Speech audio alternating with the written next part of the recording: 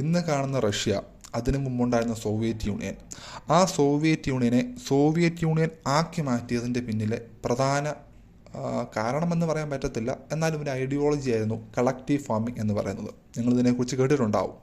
Collective farming എന്താണെന്നുള്ളത് വളരെ ലളിതമായി പറഞ്ഞു തന്നാൽ, നോക്കുക, ഇത് സോവിയറ്റ് യൂണിയനിലെ 2 കർഷകരാണെന്ന് വിചാരിക്കുക.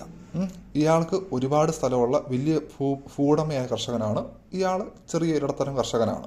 ഇതായിരുന്നു അവിടുത്തെ രീതി. നമ്മുടെ നാട്ടിലൊക്കെ പോയതാണ് തന്നെ. അപ്പോൾ അവിടേക്ക് മോസ്കോയിൽ നിന്നും അവരൊരു അധികാരിയെ അയക്കും, അഥവാ ഒരു ഓഫീസർ പോലത്തെ ആൾ.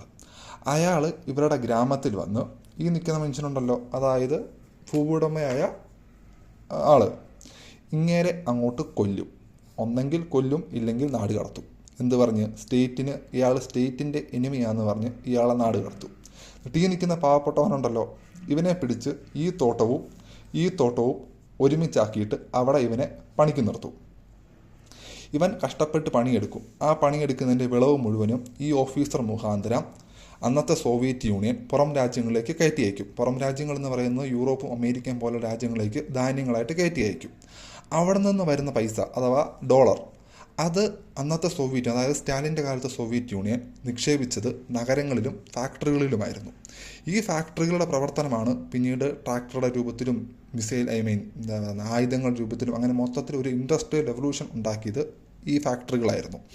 പക്ഷേ ഫാക്ടറിയിൽ പണിയെടുക്കുന്നവർക്ക് ഭക്ഷണം വേണം, പട്ടാളത്തിന് ഭക്ഷണം വേണം.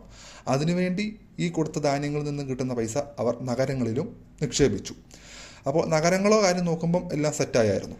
പക്ഷേ ഇവിടെ ഒരാൾ നിൽപ്പുണ്ട്, ഏതാ? പണിയെടുത്ത കർഷകൻ. ഇങ്ങേർക്ക് കിട്ടുന്നത് ഒന്നുമില്ല. കുറച്ച് വല്ലോ പൈസയായിട്ടോ ധാന്യമായിട്ടോ കിട്ടിയാലായി. ഇയാൾ അന്നും ഇന്നും അടിമയായിട്ട് തന്നെ ഈ ഇത്രയും വലിയ സ്ഥലത്ത് ഇയാൾ ഒറ്റയ്ക്ക് പണിയെടുക്കണം.